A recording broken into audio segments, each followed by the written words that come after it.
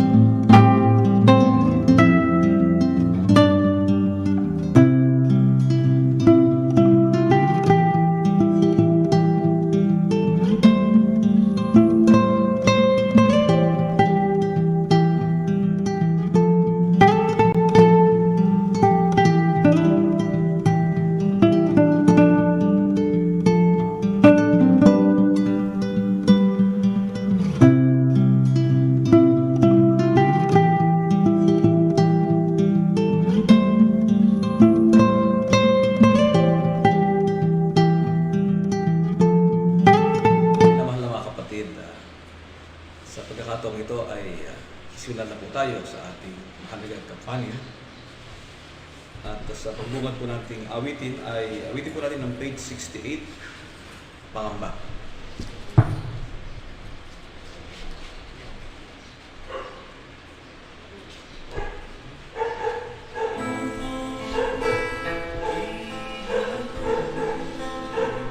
Ligaya mo,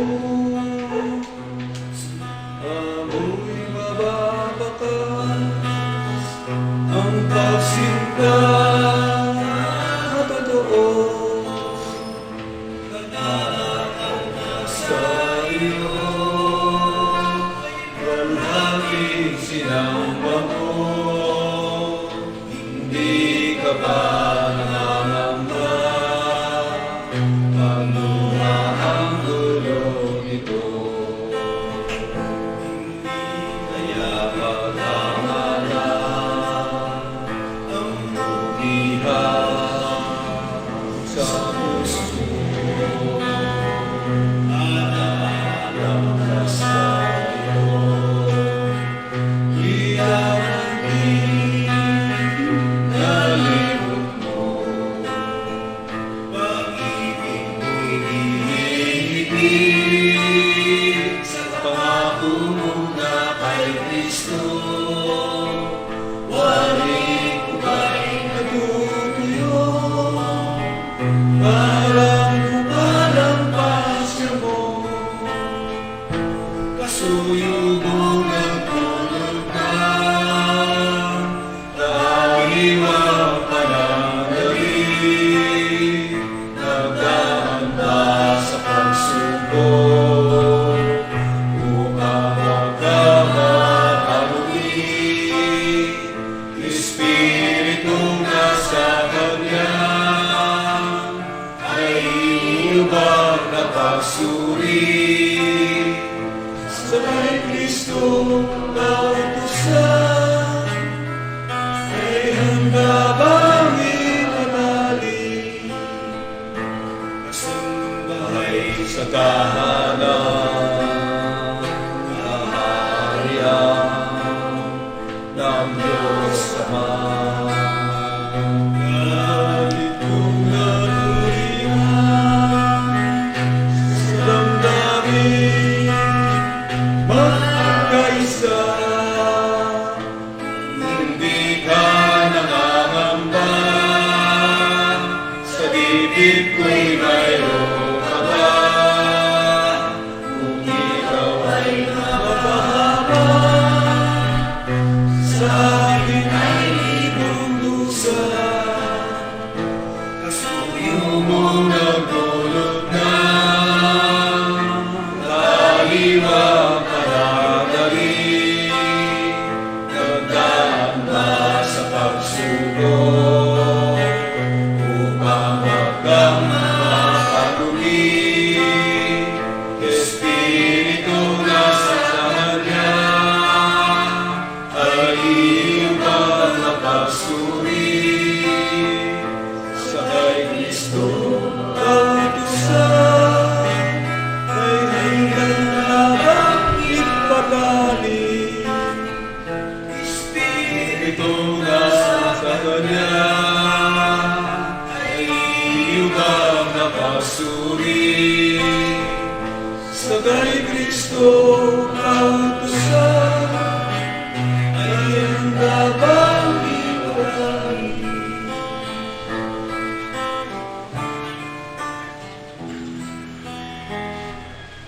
Mga kapatid, ang susunod na bilang po nating awitin ay pinamagatang Halina Kapatid, page 148.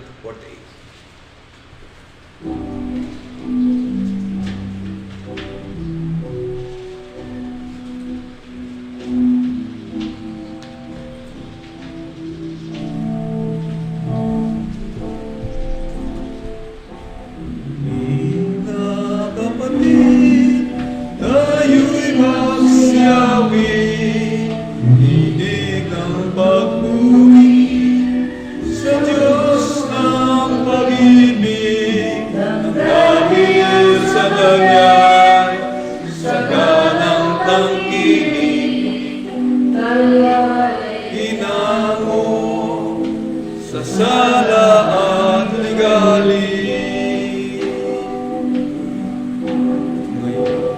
Iyon ay narito.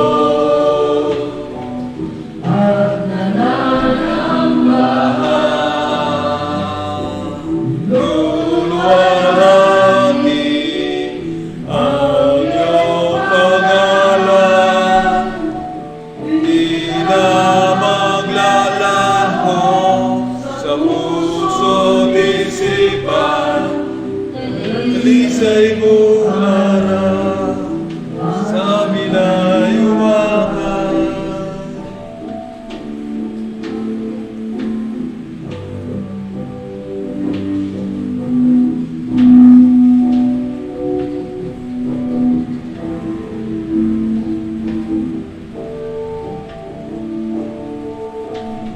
Kristo ang pastor na ating kasama. Siya ang sa atin ay matubay sa tuwina. Sa loob ng tulay sa Diyos na Iglesia, dito ay mamalagi, tayo'y magkaisa. Iyon ay narito. Ang nananamayan, iluluwalhati ang iyong pangalan, di na maglalaho sa puso't isipan. Dalisay mo harap sa binayuwakan. Harap sa binayuwakan. Mga kapatid, ang sunod nating awit, Gamo-Gamo, page 40.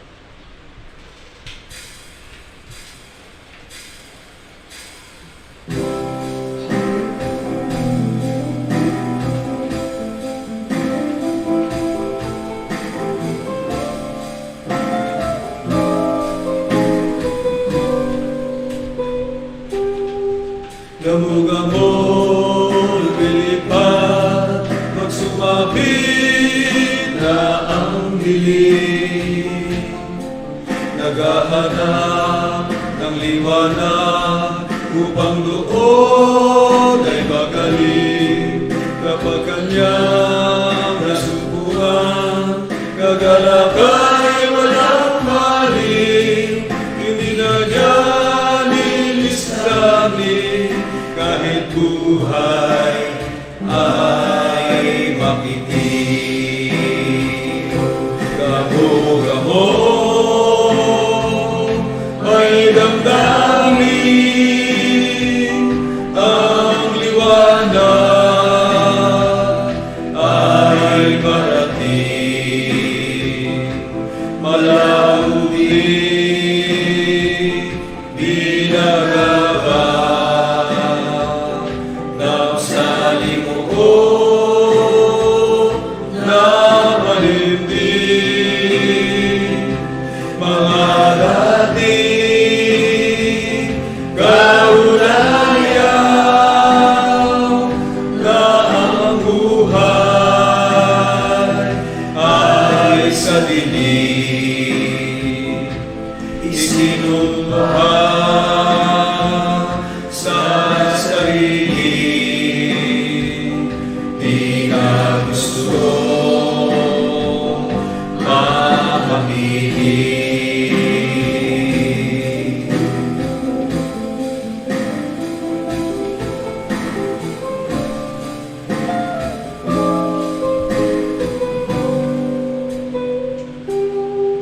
Kayong mga lingkod ng Diyos na tinawag sa libig, papayag bang kada-isa, prinsipyo ng gamo-gamo sa liwanag ng katwiran, nasa atin ang turo kamataya'y nilinghadlang sa ligaya narito.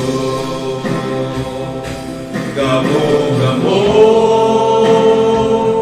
ay damdamin, ang liwanag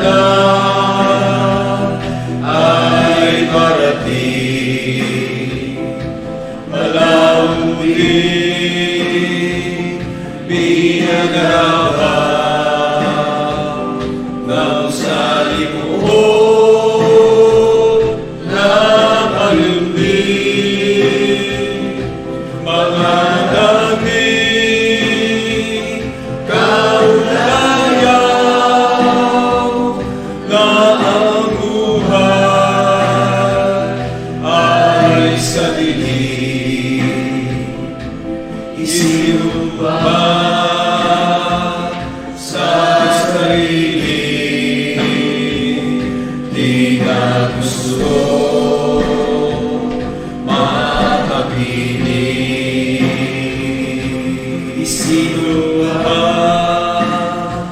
sa sarili, di na gusto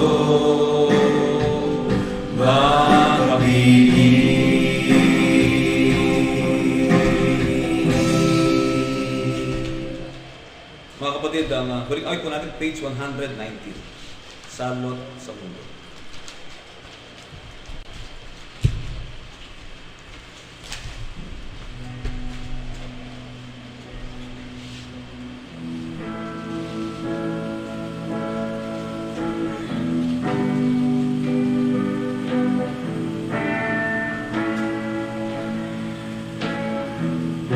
Hindi ba napapansin, o mahal na kapatid ko,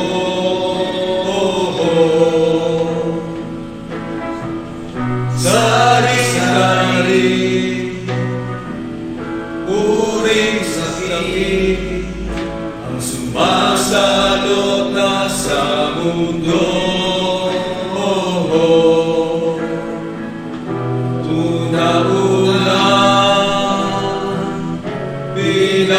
Pinapagay ay ang kaluluwa ng tao. Baka tayo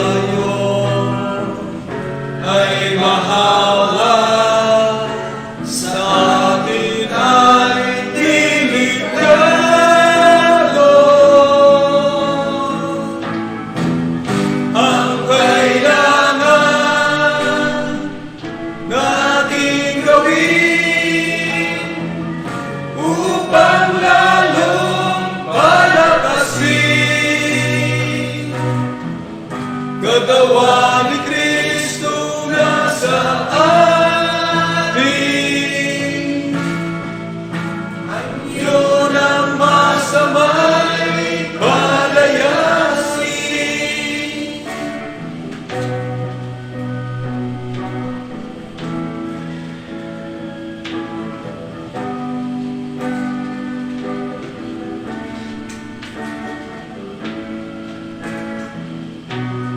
Lagi na palulusot ng masamang espiritu.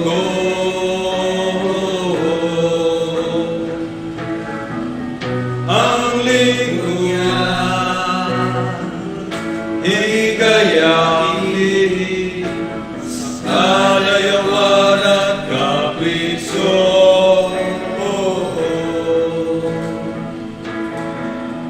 Sa ligaya, mga ramay,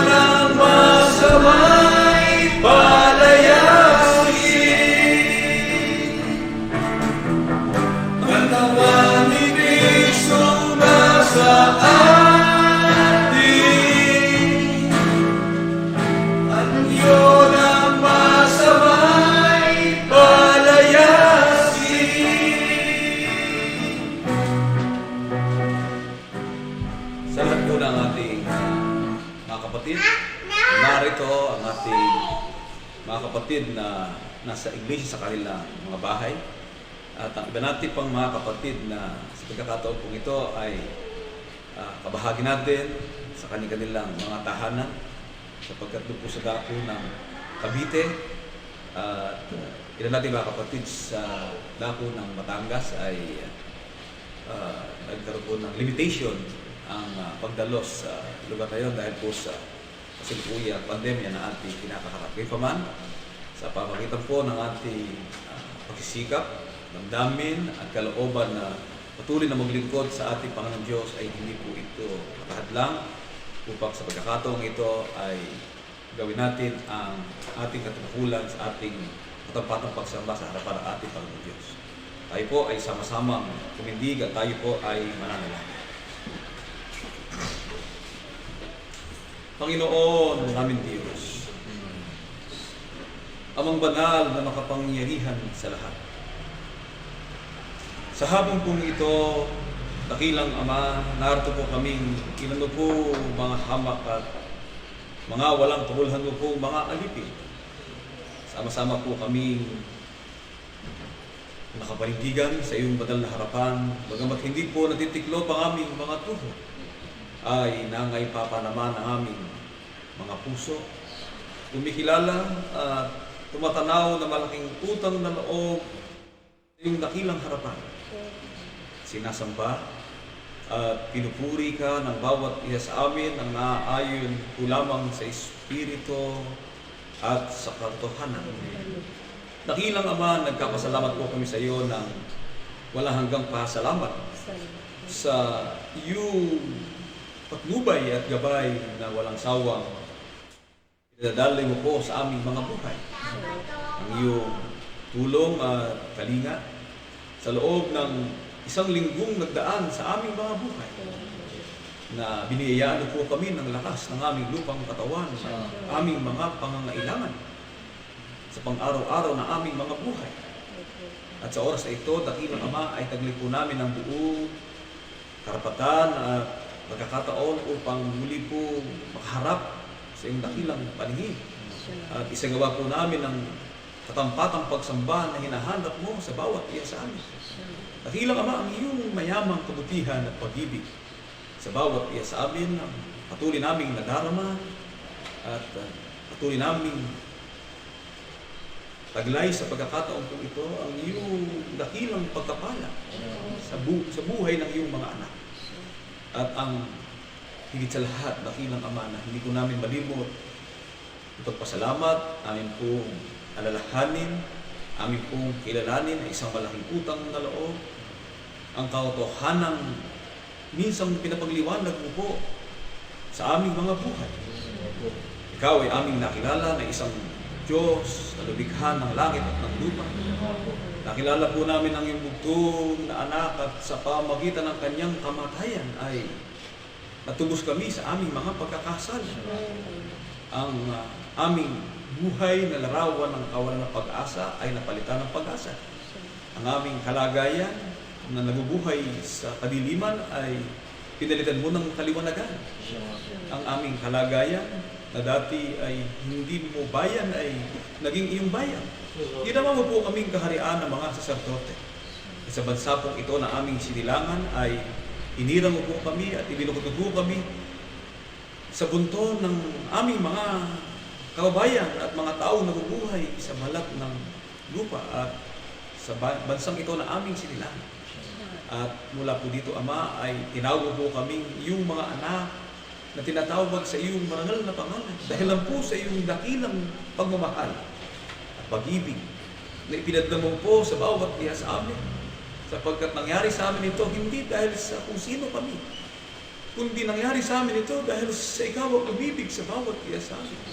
Kung kaya dakilang Ama, wala po kaming maaaring ibayan o itumbas sa iyong mayamang pag-ibig, kundi maliban na lamang po ang sa ganitong mga kaparaanan na sa tuwing sasapit ang oras at sandali ng aming pananambahan ay magsama-sama po kaming iyong mga anak Mabuklod ang aming mga puso't damdamin ng banal na kaisipang nagmumula sa iyo, upang ikaw, dakilang Ama, ay pagsamasamahan naming purihin, dakilain, parangalan ka namin at sambahin po namin ang iyong dakila at banal mo pong pangalan. Dakilang Ama, narito po ang bawat isa sa amin. Ang aming buhay at pagkatao ay di po namin maaaring mailingid sa iyong dakilang kaalaman. Ikaw ang Diyos na sumisiyasa. Ikaw ang Diyos na siyang nakaalam ng tibuki ng aming mga puso, maging ng mga malalim na bagay ng aming mga pag-iisip. Dakilang paman, ay di kami maaaring makapagkaila sa iyong dakilang kaalaman. Yamang ganito po ang katalagahan at kalikasan na pagkalikha mo po sa bawat isa sa amin, na kami po ay yung bilikhang mahina at marurupok sa gana ng aming mga sarili. Kung kaya sa aming pong pagsisika, sa tuwi-tuwi na ay maging malinis at dakila, marangal at walang kapintasan sa iyong dakilang paningin, ngunit patuloy. At patuloy pa rin po kaming nasumpukan sa mga kapintasan at sa mga gawa na di naging marangal at kasang-ayon ng iyong dakilang kalooban. Dakilang Ama, nakikiusap po kami na upang sa hapon pong ito ng aming pananambahan sa iyo ay magkaroon kami ng lalo higit na karapatan na sumambitla, karapatan na lumuwalhati ng iyong marangal na pangalan. Ang aming pong pakiusap, ang aming pong pamanhik, dakilang Ama, ay gawad mo po sa bawat isa sa amin sa oras na ito ang iyong banal na pagkapala, ang iyong santong bendisyon sa kalilinis at sa pagkapatawad ng lahat ng aming managawang mga kasalanan.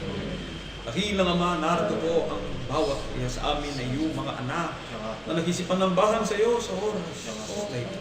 Damahin mo po ang kalooban ng bawat isa sa amin. Magpakahig ka po sa kalagayan ng iyong mga anak na kabahagi sa banal na pagkakatipong ito. Ikaw ang dakilang panauhin ng bawat isa sa amin na laging handa na igawad ang biyaya ng iyong dakilang pagmamahal. Ang luklukan ng awa na nagsasabong ng maraming biyaya at pagkapala sa buhay ng bawat isa sa amin. Ilayo po kami sa mga tukso at mga panganib na maaaring magbagsak ng aming mga pagkakilala sa iyo. Sa daigdig na pinaglagakan mo po sa amin ay maraming panganib. Panganib ng aming buhay, panganib ng aming mga kalusugan, panganib ng aming paglilingkod, panganib ng aming pagpasok at paglabas sa landas ng kapalaran aming pinaroroonan. Kung kaya, sa ito lamang po namin ilalagak dakilang Ama ang aming buong pagtitiwala na manatili ka sa bawat isa sa amin.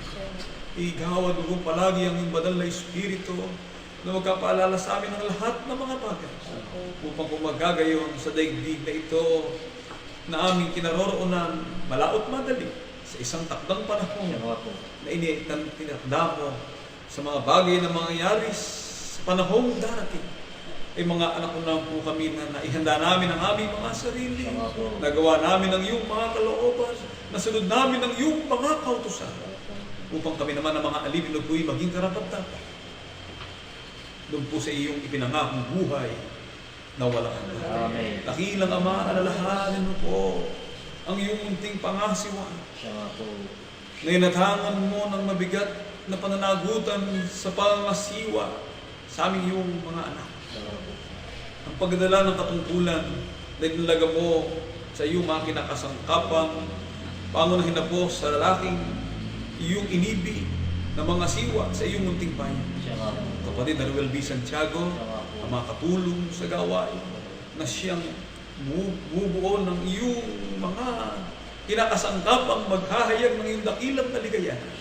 Dakilang Ama, ang aming pong pakiusap sa panahon ng pagkasangkapan mo po sa bawat isa sa amin ay masaysay namin na may buong linis at katapatan sa gitna ng iyong mga anak, ang iyong mga salita. Ang salita ng buhay na magbibigay sa amin ng pag-asa. Ang pag-asa ng aming magiging kalagayan sa pang-araw-araw ng aming kalagayan. Sa pamamagitan ng iyong salita ay kami gagaling. At Panginoon, loobin mo po na magawa namin sa pag-ibig at pananampalataya ang lahat ng aming mga katungkulan upang sa panahong darating ay manatili na dito sa silong ng langit, sa bansang aming sinilangan, ay nanatili na meron isang bayang hinirang, matibay, matatag, malakas, taglay ang kapayapaan ng pananampalataya at paglilingkod. At higit sa lahat, ang isang pusong tapat na maglilingkod sa iyo habang pinautang po kami ng buhay at mga kalakasan. Dakilang Ama, sa daigdig na ito ay nabubuhay kami sa mga alon ng buhay. Iba't ibang mga kalungkutan at kasakunaan at mga bagay na nagaganap sa paligid ng aming mga buhay. May mga anakang nagtataglay ng mga bigat na karamdaman. Ang karamdamang nagpapahina ng aming mga lupang katawan na minsan ay dudulot ng kalungkutan sa buhay ng bawat isa. Ito po hindi namin maiiwasan. Sapagkat ikaw may sabi na hindi dakila ang alipin kaysa sa kanyang Panginoon. Paano ang aming Panginoon nakaranas ng sakit, hirap, at iba't ibang mga pighati. Kami naman ay kinakailangan ding magtiis na kasama ng aming Panginoon. Harapin ang lahat ng hamon ng buhay na matanggap ng bawat iya sa amin na ang mga bagay na ito'y lilipas kapagkat ikaw ang Diyos na nakakaunawa kung ano ang mabuti para sa amin. Ikaw ang nagkaplano ng mga bagay sa mga kapalaran ng iyong mga anak. Sa magitan ng aming pagsisikap, dakilang Ama, kami naman ay hindi nagsasawa na humingi at makiusap ng iyong tulong magagawa sa buhay ng iyong mga anak na nasa ganitong kalagayan. Mula po sa aming kapatid na Luciminda Santiago, kapatid na Junior Santiago, kapatid na Loyola Mangguba, ang aming mga kamangagawang sina kapatid na Pilisa, Cebu, kapatid na Teodoro Atienza, at iba namin pang mga kapatid na meron ding dinaranas na mga karamdaman. Ito po ay sa magitan ng iyong kalooban ay kami gagaling. Sa magitan ng iyong kalooban ay pahahabain mo po ang kanilang mga kaarawan ng buhay. Na sa magitan naman ito ay makasama pa rin po namin sila na masisigla sa isang paglilingkod na siyang hinahanap po sa buhay ng bawat isa. Bilang Ama, sa oras na ito ay darako po kami sa pag-aaral ng iyong mga salita. Ang salita na pagkain ng aming mga kaluluwa. Ang salita na nagbibigay sa amin ng lakas ng aming pananampalataya. Ang salita na siyang tumatagal hanggang sa buhay na wala hanggan. Sapagkat ang langit at ang lupa ay lilipas, ngunit ang iyong salita ay mananatili magpasawala hanggan kung kahit kami naman ay iyong mga anak. Sa magitan po ng bukas na aklat at hamang mong kinakasangkapan ay paduluin sa bawat iya sa amin ang iyong mga aral. Na hindi lang namin marinig kundi magkaroon ng pitak sa aming mga puso. Na ito po ay aming malakaran. Na ito po ay aming maisakabuhayan. Na ito po ay aming mapagtagumpayanan hanggang pinauutang mo po kami ng buhay at mga kalakasan. Sumasampalataya kami ng ilang Ama na ikaw ang Diyos na buhay, na mayaman sa kagandahan loob sa buhay ng iyong mga anak. Sa pagkakataon po ito ay patuloy mo kaming pagnutubayan at patuloy mo kaming kakalingain ang iyong bendisyon, nagkapala. Kapag sa iyo po ang karangalan, ang kapurihan, ang kaharian at ng pag-ahari, wala hanggan. Ang lahat po ito ay aming nihiling. At aming pangalan po lamang at karapatan ang mugtong pong anak, si Yesu Cristo na aming nakilang tagapagligtas. Patuloy tayo mga kapatid sa ating madalagang panin sa mga sandali po ito. At tayo po ay nasa lalong pinakamahalagang bahagi na ng ating pagtitipon. Binabati ko po ang ating mga kapatid na nagpapasalamat. Pagkakataong ito, kapatid na Lovely Bernardo, sa pagsapit ng kanyang 29 mataong kaarawan o ika-6 ng Abril 2021, and din ang kapatid na Rodelita de Chavez Galvez sa pagsapit din ng kanyang kaarawan. Bagamat hindi ko nakalagay kung ilang taon na siya sa Nakasulat po dito. Pero ako po ay nakasiguro, wala pa siya sa senior citizen. Siya po ay nasa 50s ang kanyang edad. Mga kapatid, ang paksa po natin pagkasama-samahan sa pagkakataong ito ay meron pong ganito pahayag kung bakit ang pakikipagkaibigan sa sanglibutan ay pakikipag-away sa Diyos. Nakabatay po yan sa aklat ng Santiago, Kabanatang 4 at ang talata po ay 4. Nais ko po pansinin yung talata sapagkat nakasulat po yun. Ang pakikipagkaibigan sa sanglibutan ay pakikipag-away sa Diyos. Kayo mga ngalon niya, hindi ba ninyo nalaman na ang pakikipagkaibigan sa sanglibutan ay pakikipag-away sa Diyos? Sino ngang mag-ibig na maging kaibigan ng sanglibutan ay nagiging kaaway ng Diyos. Santiago 4:4 na ang pakikipagkaibigan sa sanglibutan ay pakikipag-away sa Diyos. Ang ibig sabihin po ng pakikipagkaibigan, friendship. Ang friendship po, state of being friend, pagkakaibigan. It is an act or behavior of being friendly o pakikipagkaibigan. Unti-unti po nating maunawa, malalaman ang layuning ito ng talata ng Biblia. Sapagkat bakit nating lahat na tayo ay may kaibigan. Kayo ay may kaibigan. Pwede na yung mga kabataan natin ay may kaibigan. Yung mga anak ay may kaibigan. Tayong lahat ay may kaibigan. Ito po ba, ibig sabihin ba nito ay pinagpapawalan na tayo sa bagay na ito na meron tayong tinuturing na kaibigan? Mga kapatid, sa pagkapatuloy ng ating pag-aaral, unti-unti nating alamin yung ating kasalukuyang pamumuhay ng mga lingkod ng Diyos sa sanlibutan ito.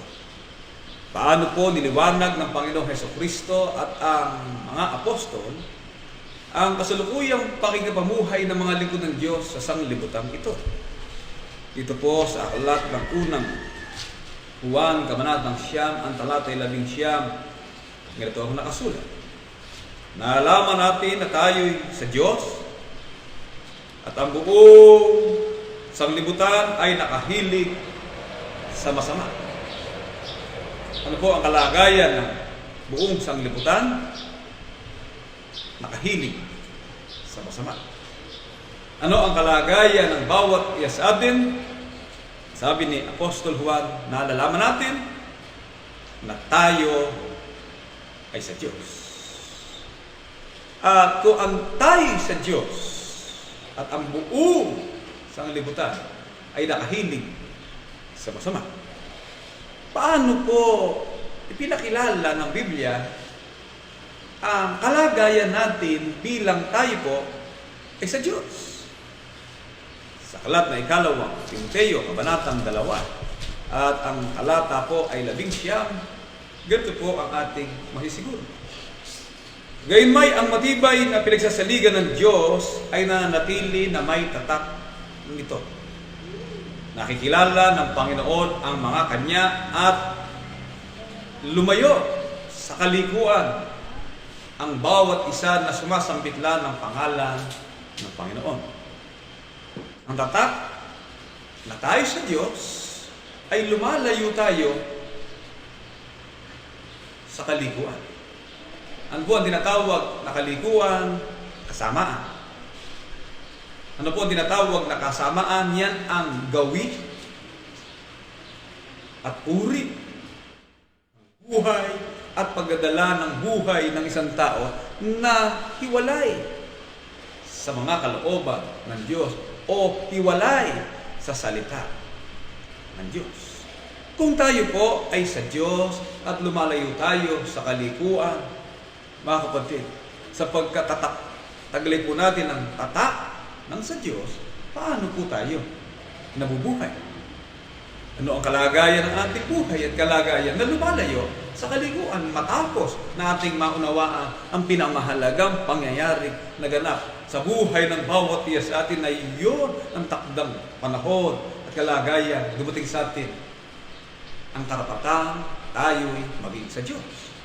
Sa aklat ng unang Pedro 1 at ang talata po ay 23. Ganito ang nakasulat at pakinggan po natin. Yamang ipinanganak kayong muli, hindi sa binhing nasisira, kundi sa walang kasiraan. Sa pamagitan ng salita ng Diyos na nabubuhay at namamalagi. Kailan po dumating sa atin ang karapatan na tayo po ay maging mga anak ng Diyos, at tayo po ay magkaroon ng tatak na sa Diyos na lumalayo sa kaliguan, at kailan po dumating ang pagkakataong masasabi natin tayo'y sa Diyos mula ng tayo'y ipanganak na muli. Ipinanganak na muli sa bisa ng kanyang salita. At kung tayo ipinanganak na muli sa pamamagitan ng kanyang salita, ano po ang uri ng ating pamumuhay? Mga kapatid, sa kalagayang ito, makikita natin ang kalagayan ng ating pamumuhay. Hindi po tayo makaalis hanggang nanatili ang sanglibutan ito. Kung hindi po tayo makakaalis hanggat nananatili ang sanlibutan ito, ano ang ating uri ng pamumuhay na gagawin? Hindi na po ba tayo magkakaroon ng tinatawag nakakilala? Kailan po nagsisimula ang tinatawag na pagkakaibigan? Ang pagkakaibigan po ay mayroong tinatawag na stages of friendship development. Bakit nasa libutan ka? Una, stranger. Hindi mo kilala. Yung hindi mo kilala, anong nangyari? Nakausap mo, nagkaugnayan kayo, naging acquaintance mo, o nagkaroon kayo ng isang damdamin na magkaintindihan sa isang bagay. At mula po doon, dahil sa meron kayong common good o common agenda sa mga bagay na inyong ginagawa, sa bandang huli, siya'y magiging iyong casual friend. Casual. Mag-usap, di mag-usap, ayos na. Pero dahil sa meron kayong mahalagang pinag-uusapang mahalagang bagay na may kaugnayan sa ideya ng isang ng bagay na nais niyong gawin, from casual friend, magiging, ano siya? Magiging best friend mo siya. Best friend, kung tawagin po ay close friend.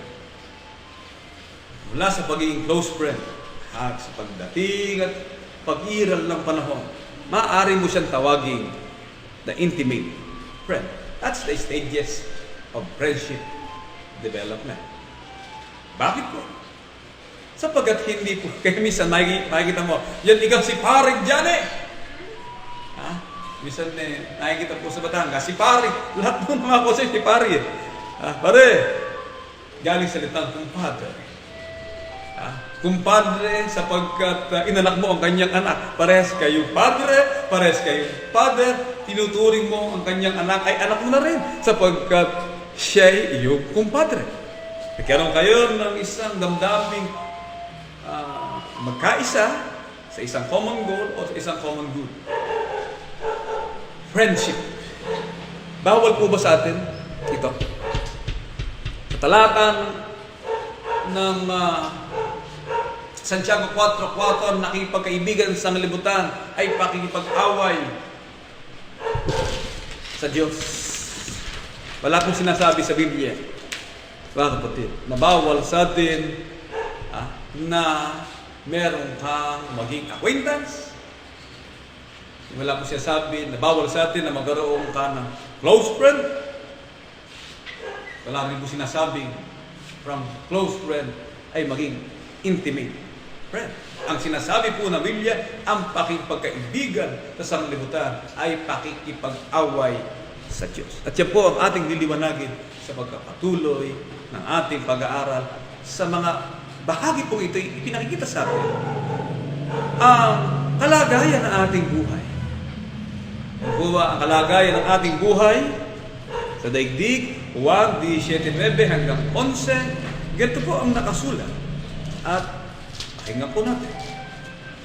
Idinadalangin ko sila. Hindi ang sanglibutan ang idinadalangin ko, kundi yaong mga sa akin ay ibinigay mo sapagkat sila iyo. At ang lahat ng mga bagay ay iyo at ang mga iyo ay akin at ako'y lumuluwalhati sa kanila. Sa 11, wala na ako sanglibutan at ang mga ito, ang kanyang mga alagad, yung mga nasa Diyos, yung mga may tatak ng Diyos na lumalayo sa kaliguan, yung mga kapatid na pinanganak na muli sa bisa ng kanyang salita. Ito ang mga tao ay dinadalangin ko, sabi ng ating Panginoon. Ako'y paririyan sa iyo, Amang Banal. Ingatan mo sila sa iyong pangalan, yung mga ibinigay mo sa akin upang sila'y maging isa, na gaya naman natin. Naiisa.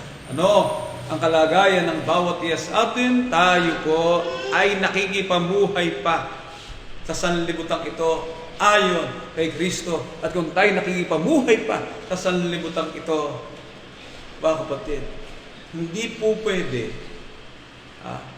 na hindi ka pumunta sa palengke para bumili ng pagkain. Ay, ayaw kayo bumili doon. Sa sanlibutan ni Gayan eh. Ayaw kayo pumunta ng bangko. May ari ka niyan eh, sanlibutan. Ayaw kayo maggusulina. Ang may ari ka niyan eh, taga sanlibutan. At hindi na ikaw kakain sa McDonald's sapagkat yan ka ipag-aari ng sanlibutan. Sapagkat ang nakikipagkaibigan daw sa sanlibutan ay nakikipag-away sa Diyos. Yun po ba ang kahulugan? Mga kapatid, hindi po tayo makaiiwas sa sanlibutan sapagkat yung ating interrelationship ay nakabatay sa ating pakikipag-ugnayan para tayo manatiling nabubuhay at nagkapatuloy sa daigdig kung sino man ang ating mga kaugnayan na maging ating nakasama at ating naituturing na kaibigan ay hindi nangangahulugan na tayo nakipagkaibigan sa sanlibutan. Mga kapatid, bakit po? Kaya dinadalangin ka sila na pinalaya na ni Kristo na hindi na alipin ang sanlibutan. Hindi na alipin ng mga bagay ng buhay, mga kapatid, sapagkat ang sanglibutan, nalaman natin sa Diyos at ang buong sanglibutan ay nakahilig sa masama, sapagkat ang damdamin ng sanglibutan, their desires, yung kanyang naisin ay materiality at prosperity and property.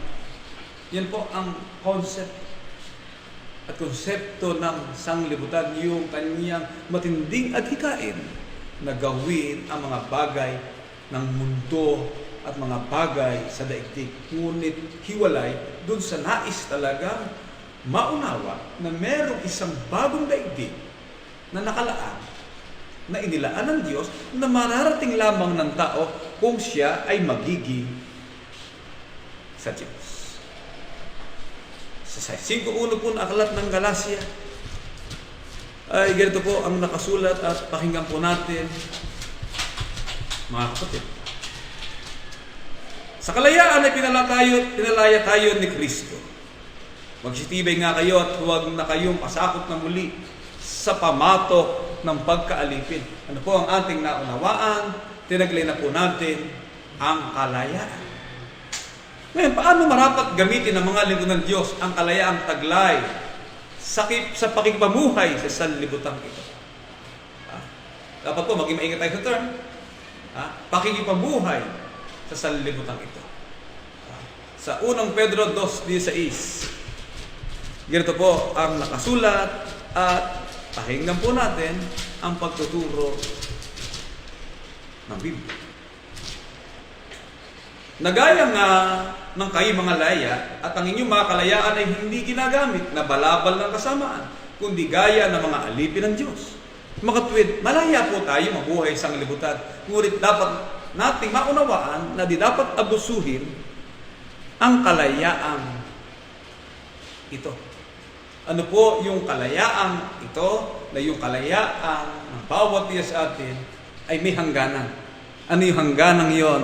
Within the bounds of the law, sa pamamagitan po ng katwiran ng Diyos, sa pamamagitan ng salita ng Diyos, doon lang po tayo makakikilos at makagagalaw tungkol sa uri ng ating pamumuhay. At dahil po sa kalagayan iyan, niliwanag po yan ni Apostol Pablo sa Aklat ng Galacia 5 at ang talata po ay 13. Sabag kayo mga kapatid ay tinawag sa kalayaan. Huwag lamang gamitin ang inyong kalayaan upang magbigay kadahilanan sa laman, kundi sa pamamagitan ng pag-ibig ay maglingkuran kayo. Saan po tayo tinawag? Tinawag tayo ng Diyos sa kalayaan. Kalayaan. Anong uring kalayaan? Malaya natin gawin kung ano po ang kalooban ng Diyos. At huwag lamang igagamitin ang inyong kalayaan upang magbigay kadahilanan sa laman. Niliwanag po yun ni Pablo sa kanyang seremonya. Sapagkat dito po ngayon, mauunawaan ng bawat isa sa atin, tama ba na makipagkumpare pa ako? Tama ba na mag-anak pa ako sa isang uwi ba ako isang kumpadre ng aking kotiche? Tama ba na ako'y magninom sa hindi ka pananampalataya? Baka sabihin ng Biblia, yan ay pakipagkaibigan na sa libutan. Hindi po binabawalan ang mga kapatid. Hindi po binabawalan ang mga kaanib na manatili, magkaisa, maging bahagi ng tinatawag na paglilingkod sa harapan. Ang binabawal po sa atin, kung tayo sa pamamagitan ng ating pakikipag-ugnayan ay maging daan upang tayo po ay maalipin. Sa anong kadahilanan? Pilipos 4:8 hanggang 9 ay ganito po ang nakasulat at atin pong pakinggan. Katapos-tapusan, mga kapatid, ano ang bagay na katotohanan? Ano ang bagay na kagalang-galang? Ano ang bagay na matuwid? Ano ang bagay na malinis? Ano ang bagay na kaibig-ibig? Ano ang bagay na mabuting ulat? Kung may anumang kagalingan at kung may anumang kapurihan ay isipin ninyo ang mga bagay na ito at ang mga bagay na inyong natutunan at tinanggap at narinig at nakita sa akin, ang mga bagay na ito ang gawin ninyo. At ang Diyos ng kapayapaan ay sa inyo. Makatwid, niliwanag ni Apostol Paulo sa kanyang seremonya na ang Diyos ng kapayapaan ay sa inyo. Makatwid, pinakita po sa atin, sapagkat tayo matatalino na, sapagkat tayo marunong na, kaya na po nating dalhin ang ating mga sarili kung ano ang mabuti para sa atin, na hindi po tayo maaalipin ng sino mang tao, sapagkat tayo po ay malaya na at nasa atin po ang kapayapaan mula sa Diyos. Pero bakit nga po ba sinabi ng Biblia na ang pakikipagkaibigan sa sanglibutan ay pakikipag-away sa Diyos? Nung mismo sa talata na ating narinig sa aklat ng Santiago 4:4 ay maliwanag po na dito muli ko pong uri, sapagkat dalawang talata lang yan At ipinakita ni Apostol Pablo yung uri ng relasyon, yung uri ng pakikipag-ugnayan na hindi marapat sa isang kapatid sapagkat yun po'y pakikipagkaibigan na pala sa sanglibutan. Kung mapahamak, kung ang masaasalang-alang ay ang salita ng Diyos na nagpalaya sa bawat isa sa atin, maitutuloy na po yung pakikipagkaibigan sa sanglibutan. Pag nasaalang-alang yung rules of the law, yung rule na sinasabi ng kasulatan na sa pamamagitan nito'y pinalaya na kayo ni Kristo at huwag na kayo maaliping muli sa pamatok o magbalik na muli sa pamatok ng pagkaalipin. Sa talata po na binanggit ko kayo na 4:4, kayo mga mangangalan niya. May relasyon o wala? May relasyon. Relasyon na hindi basta casual relation, kundi it is an intimate relation. Isang uri ng pakikipagkaibigan na nagresulta sa kamalian at mga bagay na hindi kalooban ng Diyos sapagkat yun ay pakikipagkaibigan sa sanglibutan. Yan ay pakikipag-away sa Diyos. From stranger to acquaintance, from acquaintance to close friend. Friend lang. Bandang huli, naging intimate friend, bandang huli, silang dalawa na. Ang nangyari, kaya minsan po, nakikita natin sa daigdig. Alam niyo po ba ang sabi ni Lars Santiago, ang bagong couple ngayon? Kung sino ang sikat na bagong couple na magsasama na dahil sa sila'y nakita nila sa isa't isa sa mahabang panahon ng kanilang kalagayan, nakita nilang sila pala ay umiibig na sa isa't isa. Si Ellen Adarna at si Derek Ramsey. Couple?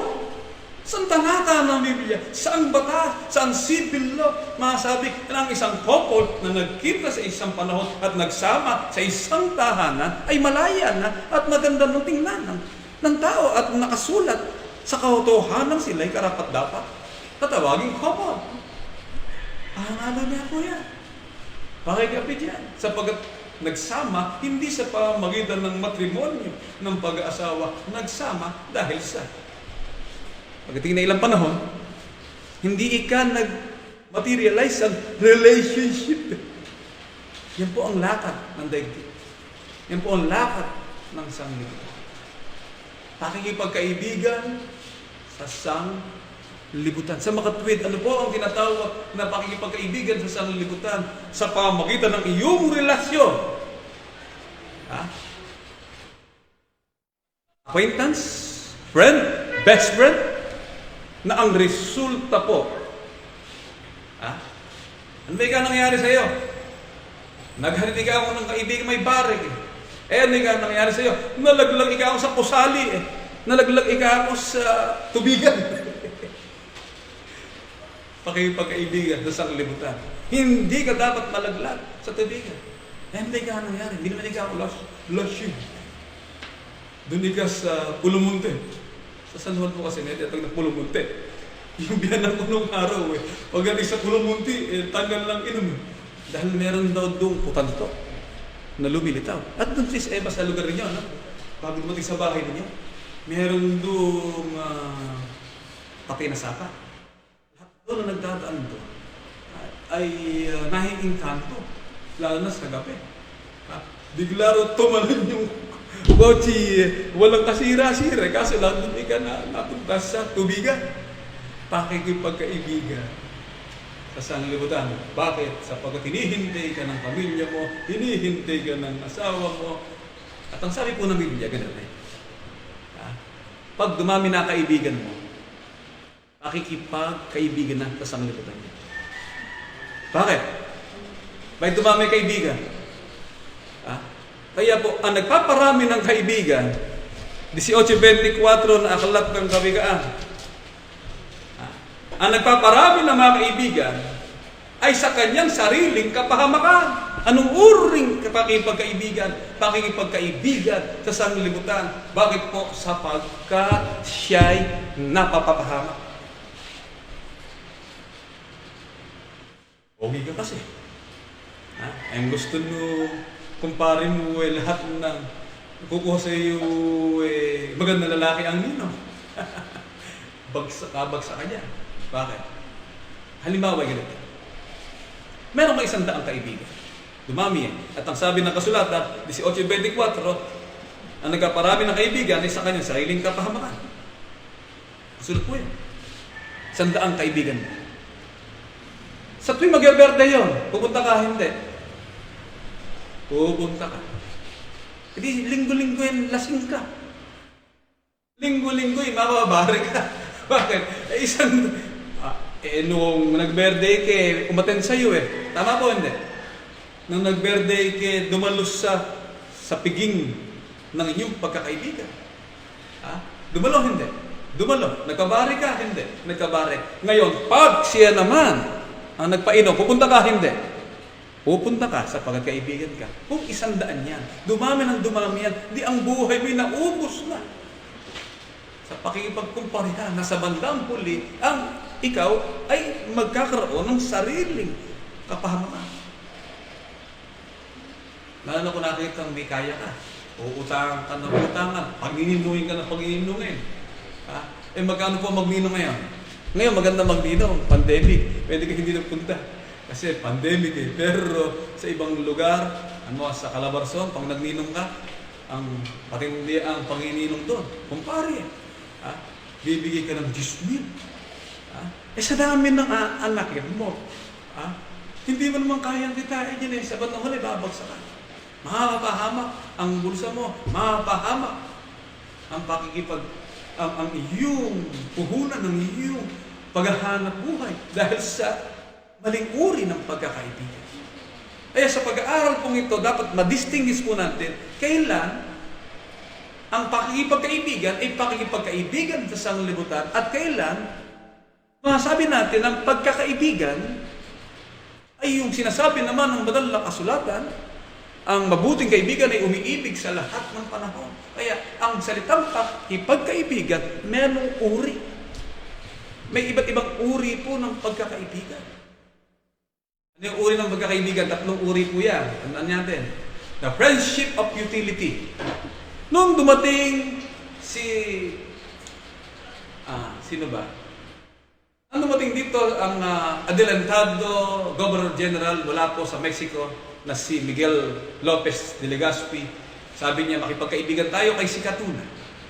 Nagkaroon sila ng tinatawag na blood compact o tinatawag na Pacto de Sangre. Naginanap doon sa Loay, sa Bohol, kauna-unahang first friendship treaty ng mga Pilipino at ng mga Kastila. Pacto de Sangre. Talagang pinakita po nila, nagpatulo po sila ng dugo kay Sikatuna. Sikatuna pala, hindi pala siya pinaka-cheap doon. Pinsan lang pala siya ng pinaka-cheap, pero takot sila sa Portuguese invasion at sa Sultanato ng Ternate sa Cavite na sumasakop sa buong Kingdom of Bohol. Nung panahon iyon, napilitan si Sikatuna na tanggapin si Legazpi. Pero nung makarating si Legazpi sa Bohol, sinakop na niya ang buong Cebu sa magitan ni Raja Tupas at sila ay nagsimula kung mapailalim sa kapangyarihan. Anong uring pagkakaibigan? It's a treaty, it's a friendship of utility. Friendship of utility, sino yung tinatawag na friendship of utility? Yung mapakinabangan mo sapagkat nakipagkaibigan ka sa kanya.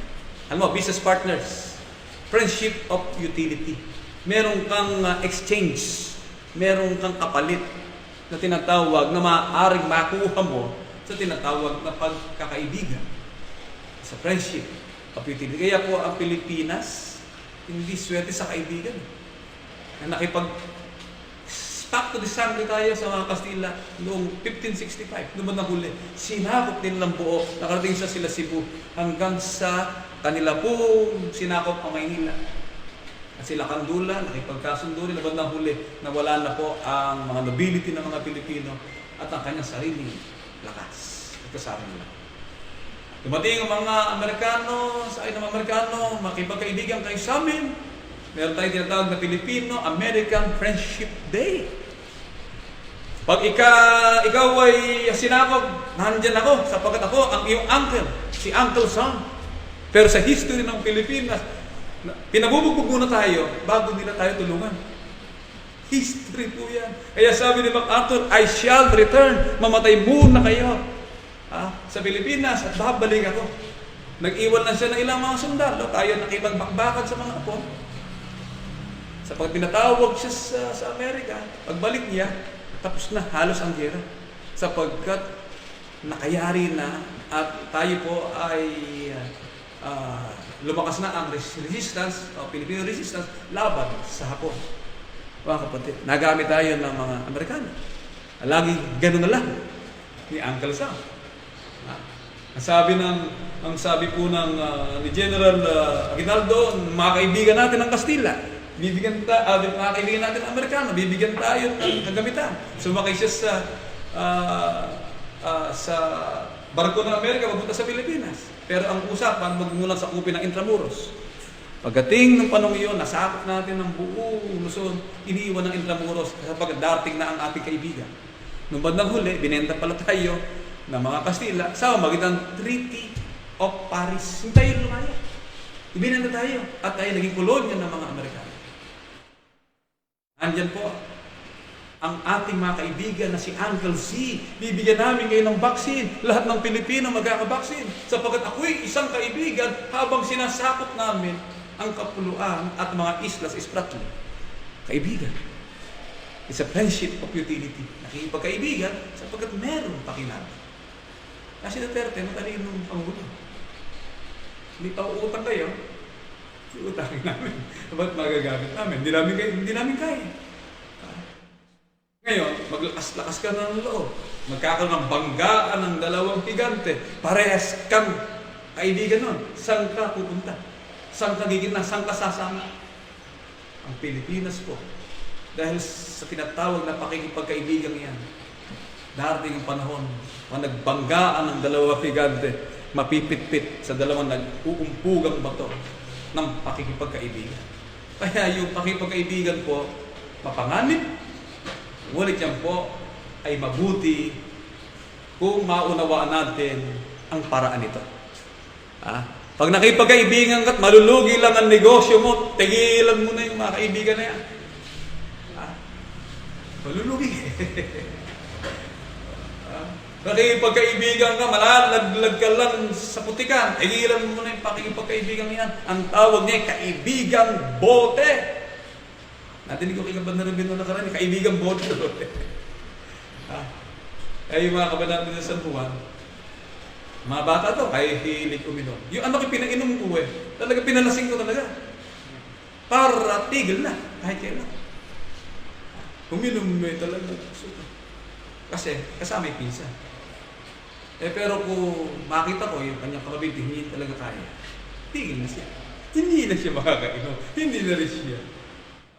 Pwede sa ganong uri ng pamumuhay. Kasi naranasan niya na yun pala ay hindi mabuti. Kaya po, ang pakikipagkaibigan sa sanglibutan. Tandaan po natin, kung masasaalang-alang ang rules, pakikipagkaibigan sa sanglibutan. Pero kung friendship of utility and friendship of pleasure, what is pleasure? Drinking buddies. Kung umiinom lang kayo ng konti, ano masama doon? Sapat ang sabi ng Biblia, huwag kainom ng tubig lang. Kung ang kainuman mo na si Mayor, pinag-uusapan niyo project na makukuha mo, masama ba yan? Kasalanan mo ba na naging kumpare mo ang isang mayor? Sapagkat kaklasin mo siya mula nung elementary. Meron kayong pagkakaibigan mula sa simulan. Pagdating ng araw ay tinawag ka niya at sinabi niya, tulungan mo ko para pamahalaan ng ating bayan. Hindi po masama yan. Hindi pakikipagkaibigan. Sa sanglibutan sapagkat mula sa simula, kasama mo na siya. Pero kailan magsisimula ang pakikipagkaibigan sa sanglibutan kung malalabag mo ang tuntunin ng pananampalataya? Kaya, friendship of pleasure, hindi masama yan. Ang tawag po doon ay biking body mo sa exercise, basketball body mo siya. Pag gusto nyo makarating sa Manila na kabasketball mo para kayo maging tawag po doon, makuha ng eskwelahan para varsity. para malibre sa paaralan kung kaya. Kaya nagkapalaki na po. Gabi-gabi yan. Nagkapalaki na apps. Kasi talaga pangarap niya na makuha siya, makarating sa Manila. Kasama ang kanyang mga kaibigan, yung apo ni Mayor, yung isang pamangkin ni Mayor, nasa Manila na. Talaga, meron silang group ng mga magandang lalaking basketballista. Ang tawagin nila ay CBU, Cabanatuan Basketball Union. Dito sa Cabanatuan, gumagawas pa sila. Kasi basketball, hindi sa sports. Pakikipagkaibigan mo ba sa sanlibutan yun? Hindi. Pero dahil sa basketball, hindi ka nakasamba. Dahil sa basketball, hindi ka nakauwi sa tamang oras sapagkat nakaaway mo ang pamilya mo. Dahil sa pakikipagkaibigan ay nasira ang relasyon mo. Ang tawag po doon, pakikipagkaibigan sa sanlibutan. Hinahanap ka na ng asawa mo, hindi ka nagpaalam. Nung pala'y nasa malayong lugar ka, kasama mo ang iyong kaibigan, pakikipagkaibigan na sa sanlibutan. Dahil nakalimutan mo nang merong pananagutan sa iyong mga anak na sa oras na yun. Ang sabi ng Biblia, ituturo mo sa iyong anak pag ikaw ay nakaupo sa iyong bahay, dumating si tatay, tulog na ang anak. Umalis si tatay, tulog pa rin ng anak. Ano po ang tawag doon? Dahil sa iyong pakikipagkaibigan, nakalimutan mo ang pananagutan mo sa iyong pamilya, pakikipagkaibigan sa sanlibutan. Mga kapatid, yan po ang kahulugan na ating pinag-uusapan kung masasaalang-alang ang tuntunin ng katwiran.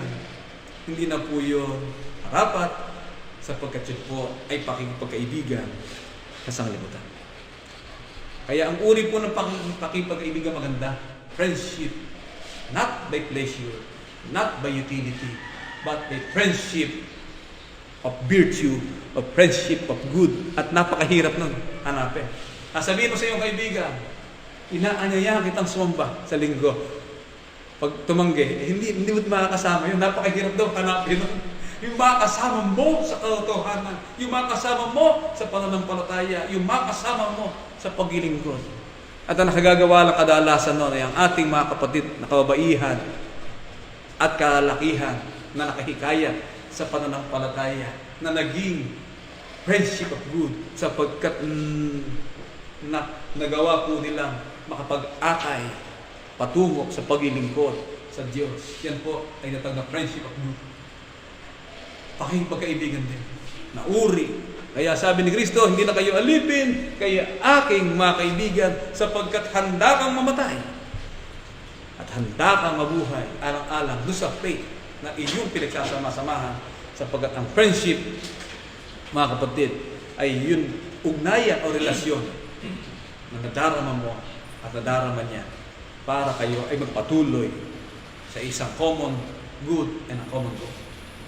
Kaya hindi po masama ang iba't ibang pagkakaibigan yan na binabanggit po natin. Ang sinasabi po natin, kung masasaalang-alang ang katwiran na ang kinauuwian, mga kapatid, ay ang mga bagay na ayaw ng Diyos. Bakit po ang pakipagkaibigan sa sanglibutan ay pakipag-away sa Diyos? Ano po ang bagay na nagahari sa sanglibutan? Ito po sa aklat ng 1 Juan 2:15 hanggang 16 ay ganito ang nakasulat. Huwag ninyong ibigin ang sanglibutan ni ang mga bagay na nasa sanglibutan. Kung ang sino man ay umiibig sa sanglibutan ay wala sa kanya ang pag-ibig ng Diyos. Sapagkat ang lahat na nangahas ang sanglibutan, ano po yun? Ang masamang pita ng laman at ang mga masamang pita ng mga mata at ang kapalaluan sa buhay ay hindi mula sa Ama kundi sa sanglibutan. Yun ang cause ng lakad ng sanglibutan. Yun ang resulta kung bakit ang sanglibutan ay nakahilig sa masamang pita ng laman. It is a lust. What is lust? Ano bang kahulugan ng salitang lust? Ang lust po ay kalagayan na isang karanasan na nakadarama ng ng lubos na kasiyahan sa isang bagay. Bakit kapatid? Yun po yung resulta na kung saan ay yung excessive, yung labis na paggamit ng mga bagay ng sanlibutan ito, yung desires, yung property. Kaya po ang mga bansa, kapalaluan, di ba?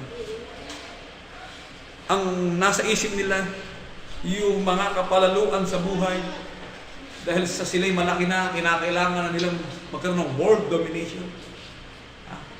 Sa world domination ay mapailalim nila sa kapangyarihan lang kung hindi sila niniwala sa Diyos. Ang Communist China hindi naniwala sa Diyos. Communist China, Party of China, CPP, CPC o Chinese Communist Party. Ang communism ay hindi naniniwala sa Diyos.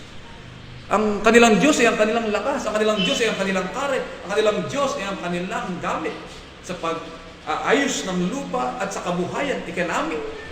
Lords, ang kanilang pininiwalaan. Kaya po ang Pilipinas man sa sitwasyon natin ngayon ay ganito po ang kalagayan natin. Isang kawawa na mga Pilipino. Isipin mo 1,000 piso nakapila hanggang sa hapon matatanda. Dahil sa umaasa sa tulong ng gobyerno. Mas maganda pa yung ginawa ni Vico Soto. Gandang lalaki ng kanyang ginawa. Mag-ika natin papilahin ng matatanda. Dalhin ika natin sa bahay. Ang pinamudmud na tulong. Minsan po kasi nangyari sa daigdig yung pita ng kayamanan, kapangyarihan. Ngayon pinag-uusapan ngayon sa world of politics, sino susunod na Pangulo? Ano ang gagawin? Duterte? O kaya sino mang papalit? Yan po yung kapangyarihan at karangalan. Pero ang nangyayari po ay hindi talaga ang hanapin ay ang kabubuti ng mamamayan. Ang mga bansa, gagawa ng digma. Dadahanan ang dugo. Ang kapalit ay ang kapangyarihan. Kaya po, ang bagay na ito, yan ang nagahari sa buong daigdig. Kaya ang patuon ni Apostol Pablo, Santiago 3:14, 16, hinggan po natin ang pahayag ng mga aklat. Ngunit kung kayo mayroong mapait na paidibugho at pagkakampi-kampi sa inyong puso, ay huwag ninyong ipagmapuri at huwag magsinungaling laban sa katotohanan. Sapat kung saan mayroon painibugho at pagkakampi-kampi ay doon mayroong kaguluhan at lahat ng gawang masama. Noong araw po, kapag natin, alam mo yun nung magaling sa sitio na yun yung tinatawag na sitio Colodyo, di ba? Doon, sila ko taga-sitio Colodyo. Anong araw, ang sitio Colodyo, way back 1980s, yan ang talagang kinatatakutan kasi mga magkakaibigan diyan pag lumusog sama-sama. Pag minakagalit sa bayan ng isang hindi taga-Colodyo, pag dumating yung magkakaibigan, grupo yan na lumulusog. Kaya kinatatakutan. Talagang patay kung patay. Di ba? Noong araw. Kaya kinatakutan noong araw. Taga-Samariano ka. Taga-Colodyo ka. Kasi yung grupo na yun, magkakaibigan nyo, grupo ng mga warriors, mga tapang. Hindi po ganun. Sapagkat yung pagkakampi-kampi, kaya yung pagbagsak ng daigdig, yung pagkakampi-kampi ng mga bansa, yun yung tawag na alyansa ng mga bansa para maghasik ng gulo o gumawa ng malawakang pagpatay. Ang lahat ikang ito ay hindi karunungang bumaba mula sa taas, kundi ang naurol sa lupa, sa laman, sa dyablo, sapagkat ang dyablo, ang kanyang kaisipan, interes. Maisulong niya ang kanyang interes. Mga kapatid, kahit na ang iba ay mawalan o mapahamak, para lang maisulong ang kanyang pansariling interes. Kauri po yan ang patuto. Kaya yung pakipag-ugnayan na panganib. Mapanganib, mga kapatid. Bakit po? Unang Korintos 6:15 hanggang 16. Ganito ang nakasulat at pakinggan po natin ang pagtuturo ng banal na aklat sa 6:15 hanggang 16. Hindi ba ganin nyo naalaman na ang inyong mga katawan ay mga sangkap ni Kristo? Kukunin ko nga baga ang mga sangkap ni Kristo at gagawin ko mga sangkap ng isang patuto. Huwag na mangyari. O hindi ba ninyo naalaman ang nakikisama sa patuto? Ay kay isang katawan niya sapagkat sinabi niya ang dalawa ay magiging isang laman. Ang pakikisama, pakipagkaibigan, pakipagrelasyon sa isang patuto ay kay isang laman niya. Kaya meron pong kasabihan. Sabihin mo sa akin, sabi ni Rizal ata ang may sabi. Sabihin mo sa akin kung sino ang iyong kasama, sasabihin ko kung sino siya, kung sino ka. Pag ang kasama kaya po sa paaralan, yung friendship of utility, ang laging sasamahan yung marunong. Yung grupo ng mga marunong. Kasi pag sumama ka sa grupo ng mga marunong, ba't na huli, marunong ka rin. Kasi yun ang iyong kasama. Pero pag nakasama yung grupo ng mga nagka-carikrus, sa bandang huli, carikrus ka rin. Pag sinama yung grupo ng mga mananabong, sa bandang huli, mananabong ka rin. Kung sinama yung grupo ng mga tulisan, sa bandang huli, tulisan ka rin. Kaya po, ang pakikipag-ugnayan mabigat. Sino ba ang iyong mga kasama na hindi maisasaalang-alang ang iyong pananampalataya at paglilingkod? Kaya sa huling bahagi po ng ating pag-aaral, dito po ay lalo maglilinaw na hindi po tayo binabawalan na makipagkapwa o makipagkaroon ng acquaintance o friend. As a real friend, as a casual friend. Pero huwag niyo paramihin. Sapagkat pag dumami yan, hindi mo masasatisfy yan. Sino ba talaga ang pwede dyan? Sapagkat pag nagparami ka ng kaibigan, nagpapahamak lang yan ng buhay.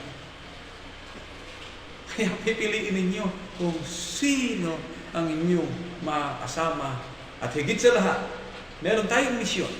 Ang mga kapatid sa loob ng IDBCJ ay may misyon na hanapin kung sino ba talaga ang kanyang magiging best friend.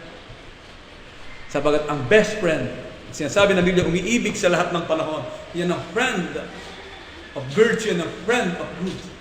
Sapagkat makakasama mo sa pagsusulong sa dakilang layunin na alin? Ang Diyos ay mabigyan ng karangalan at kapurihan. Kaya ako po, pinabati ko yung mga kapatid na dalagat binata na talagang sa magitan ng kanilang acquaintance and relation, ay nahikayat nila ang binatang ito o ang dalagang ito para makilala si Kristo at makilala ang halaga ng Iglesia ng Diyos na buhay sa buhay nila. Yan po ang mabuting pakikipagkaibigan na nagawa ng ating mga kapatid sa ating pagkasama-sama. Kaya dito po, sa huling tanong ng ating pag-asa, ganitong kalagayan ng sanglibutan. Ano po ang payo ng mga ngaral?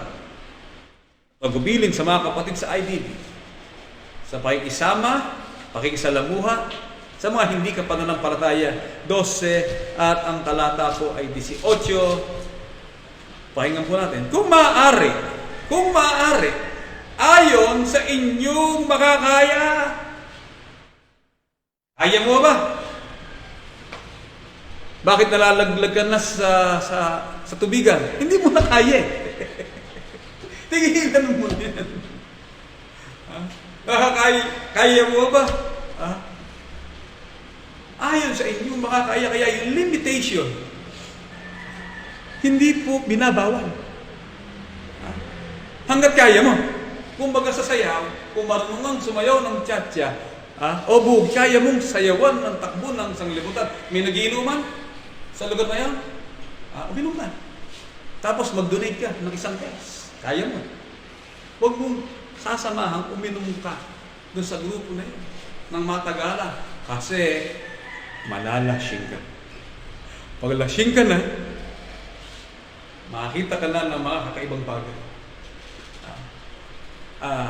Ang epekto po nito, pakikipagkaibigan na sa sanglibutan sapagkat hindi mo na kinaya. Kaya mabigat din po, throughout the history, bakit bumagsak ang kingdom of Judah? The kingdom of 12 tribes of Israel sa pamagitan ni King Solomon. Si King Solomon ay mayaman. Si King Solomon ay matalino. Si King Solomon ay isang hari. Pero pag tingnan po natin throughout the history, bakit from 12 kingdom o 12 tribes, natira na lang sa kanya ang isang tribo sapagkat ang pinakamaling niya naging decision sa buhay, makipagkaibigan siya sa foreign powers, na yung foreign powers na naging kaibigan niya, lahat ng prinsesa doon, pinangasawa niya. In the purpose of economic alliance through friendship of nations. Sabi ng Biblia, 700 daw ang asawa ni Solomon, 700 prinsesa sa mga bansa at 300 ang mga babae. 1,000 asawa. Dami nun ah.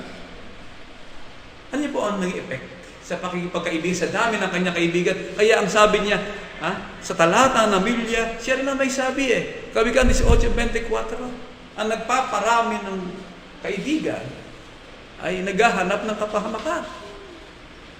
Sapagkat nung bandang huli, mga kaibigan niya na yun, na napangasawa niya, ang nagdala ng Diyos-Diyusan sa bahay niya. Habang siya tumatanda, kung mo kinakailangan makitungo, mag-alay po tayo kay Astaroth, alay din siya. Mag-alay tayo kay Baal, alay din siya. Sapagkat siya isang politisyan na gusto niyang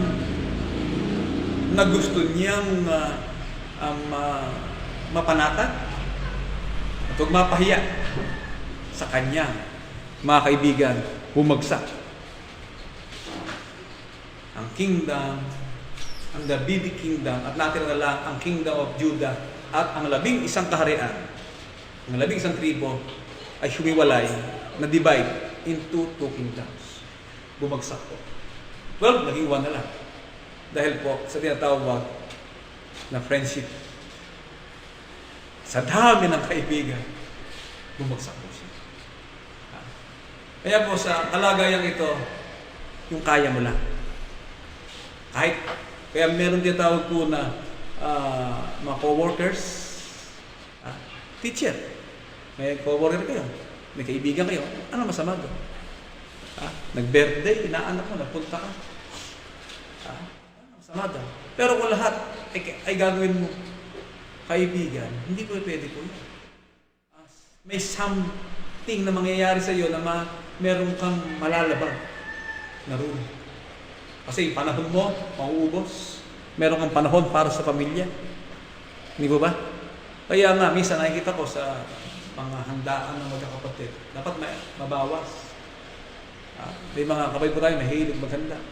Taon-taon, may birthday, dami ng nakainom. Ikaw 100 yun, nakasama doon. Yayayain ka ngayon sa mga birthday ngayon. 100 na mag-birthday sa isang taon. Hindi wala ka nang ginawa, kundi bumarik na lang ng bumarik. Tama po, hindi? Sapagat ang nagpaparami ng kaibigan, kapahama ng buhay. Mauubos ang palta mo, mauubos ang panahon mo sa bandang huli. Pwede pag ikapahamak, ikamatay. Bakit? Aksidente ka. Napasama ka sa rambon. Hindi mo alam pwede mangyari. Dapat po, tutusin ang mga kalalakihan ngayon, i-quarantine na. Pagdating ng alas 6 ng hapon, bago luubog ang araw, nasa bahay na. Nakimisis na. Kaya kami ni Dadandos. Pagdating, pasok na sa sakyan. Pag lumabas ka ba, mapakino ka pa, magandang lalaki. Mahirap na sa panahon ito. Na sabi niya, magandang lalaki nasa layasan. Pogi ka. Nagkasabi bang wala kang pera? Kaya mga panganib Kaya ang nakikisama ka sa patuto, kaya isang katawan niya. Sapagkat, anong gagawin mo? In the end of the day, dahil sa tinatawag na takbo ng daigdig, ganun po ang mangyayari dyan. Kaya sa kalagayan pong ito, kinakailangan maging matalino po tayo. Huwag tayo maging gaya ng mangmang. Efesos 5:15 hanggang 17. Ganito po ang nakasulat. 5:15 hanggang 17. Mag-ingat nga kayong lubos kung paano kayo lumalakad. Huwag gaya ng mga mangmang, kundi gaya ng marunong. 17. Kaya huwag kayong maging mga mangmang, kundi unawain ninyo kung ano ang kalooban ng Diyos. Ang kalooban ng Diyos, ang kaibigan mo, mahikayat mo. Ang kalooban ng Diyos, yung kaibigan mo, madalawa mo sa mabuti. Pero kung ang yung kaibigan hindi mo mahihikayat, kaibigan lang siya in a utility and in pleasure. Na may hangganan. Na business partner, binigyan ka ng project, bigyan mo siya ng share. Kaibigan mo. Pero hanggang dun lang. Pero hindi para ikaw ay malango sa alak, o hindi para ikaw ay mambabaing kasama niya, hindi para ikaw ay gumawa ng hindi marapat na bagay na labag sa rules of law. Sapagkat siya ay pakikipagkaibigan na sa sanglibutan. Kaya mga kapatid, kinakailangan po maging matalino tayo. Para tayo maging matalino, meron ka tinatawag na elimination procedure. Hindi pwede yan. Pwede to. Pwede to. Hanggang doon lang. Mailan lang. Piraso kaibigan. Pero yung kaibigan by virtue, mahirap po yun. Sapagkat pag inalayan mo na ng katotohanan yun, maatras na yun. Hindi mo makakasama sa Diyos. Yan po, hindi pwedeng maging friendship for good. Mga kapatid. Kaya sa kalagayan pong ito, ang sabi ng Diyos sa kanyang mga lingkod ay tinuturing na anak. Kalawang Korinto 6:14 hanggang 18. Ito ang nakasulat at pakinggan po natin. Huwag kayong makipamatok ng kabilan sa mga di nagsisampalataya. Ano yung nagsipamatok ng kabilan? Kasi po ang mangyayari ay ikaw ang maaapektuhan. Hindi ka pwedeng, ang tawag po doon ay yukong-yuko sa mga di nagsisampalataya. Kailangan magpakatalino kayo. Sa pag ano pakikisama, mayroon ng katwiran sa kalikuan. Ano pakikisama, mayroon ng kaliwanagan sa kadilim. At anong pagkasundo mayroon si Kristo kay Belial at anong bahagi mayroon ng sumasampalataya sa di sumasampalataya. Anong pakipagkaisa mayroon ng templo ng Diyos sa mga Diyos-Diyusan. Sabagat tayo templo ng Diyos na buhay. Gaya ng sabi ng Diyos, mananahan ako sa kanila, lalakad ako sa kanila, ako'y magiging kanilang Diyos, sila'y magiging aking bayan. Kaya nga magsialis kayo sa kanila, magsihiwalay kayo, sabi ng Panginoon. Huwag kayo magsihipo ng mga bagay na marumi. At kayo aking tatanggapin. Ako'y sa inyo'y magiging ama. At sa akin kayo magiging mga anak na lalaki at babae, sabi ng Panginoon, makapangyarihan. Sa bahagi kong ito, mga kapatid, naunawaan po natin ang uri ng buhay na meron tayo. Makikitungo tayo, makikipagkapwa tayo, makikipagkasundo tayo, mabutihan tayo. And some term tinatawag po ito friendship. Pero hindi po tayo pinahintulutan na makipagkaibigan sa sanglibutan. Pag nadadala ka na sa mali ng iyong kaibigan, ng iyong kakilala, hindi na po sa Diyos yan. Mga kapatid. Yan po ang naliwanagan ng bawat isa sa atin sapagkat yun ay pakikipagkaibigan na sa sanglibutan. Nagiging dahilan para maging kaaway ng Diyos. Ganito po at ang ating mga kapatid na si Kapatid na Rodelita de Chavez Galvez, salamat sa maluwalhating pagsapit ng kaarawan, uspos ng biyaya at pagkatagumpay ang kalagayan ng ating minamahal na Kapatid na Rodelita. Yan din po si Kapatid na Lovely Bernardo. Yamang ang kanyang anak ay hindi niya nakakasama, pero lagi ko nakikita sila sa ugnayan. At siya po ay sa pagsapit ng kanyang 2 taong karawan sa kanilang tahanan, pinipatan. Nandun sila sa kanilang bahay na pinaroroonan. At mahalaga po dito, ang ating mga kapatid ay payapa. Kasi po ang kapayapaan ay hindi nasusukat kung ano meron ka. Ang tagumpay ay hindi nasusukat sa dami ng iyong pag-aari. Kaya nga may isang bansa ay maganda yung kanilang konsepto ng kaunlaran sa Kingdom of Bhutan. Ang kanilang sukatan nila ng kabutihan doon at pangkalahatang aspeto ng buhay ng kanilang mamamayan ay tinatawag na gross national happiness. Parang nadinig ko yung happiness si Enrile na gusto ko happy ka. Basta si Kapatid na Reggie ay happy, Kapatid na Arnold. Ang ibig sabihin niyan, tapos na ang usapan. Talagang nasiyahan, kasi ganun talaga ang asawa. Gusto mo mabigyan ng kasiyahan. Meron tayong kasabihan narinig, happy wife, happy lives. Pag masaya ang asawa mo, masaya ang buhay niya. Ikaw ba dalam din, masaya. Parito sila sa trabaho mag-asawa, silang dalawa. Sa kanilang bago nilipat ang tahanan, yung tahanan po nilipat nila, ayos na nandun. Malaki rin yung bahay na nilipat nila. Mas malaki lang yung una, kasi una talagang family pero yung tinirante, pwede na po talaga sa hanggang 4 na pamilya. Sabi ko nga kay kapatid na Jeffrey, pagdating araw ako, tayo, nagyan mo 3 palapag. Malapit sa sa highway, maganda yung lugar. Madali ka makalalabas. Kasi paglabas mo, nandun na, madaling magpurot pa rito. Economically viable, punta doon sa daang, ang tawag doon, yung Mabini home site, Mabini extension. Maganda yung lugar na bilis. Makarating. Meron nga po kaming nakikita lugar doon Balak namin kuhaan yung lugar. Kapag maganda madirahan doon. Sa Cabaratuan City, malapit din doon sa business center na pwedeng makarating. Kaya, ang buhay ng ating mga kapatid, nangangarap po sila ng maayos sa tahanan, maayos sa pagkapamilya.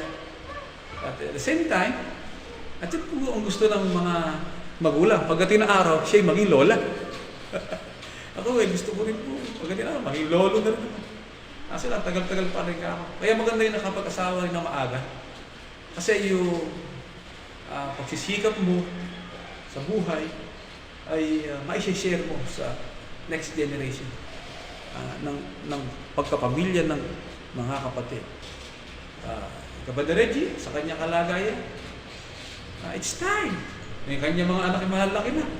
Ang pinakabatang anak niya, edad na 18. Si Skay, si kapatid na Justin, si kapatid na Vince. Kanyang mga anak. Hindi lang nakakawin na lang mga lalaki. Kasi pandemic, nasa trabaho. Pero ang masabi po natin, sa bagay na ito sa mga kapatid natin, ay yung sinasabi po sa aklat ng awit, sa 119, 101, ito po ang nakasulat.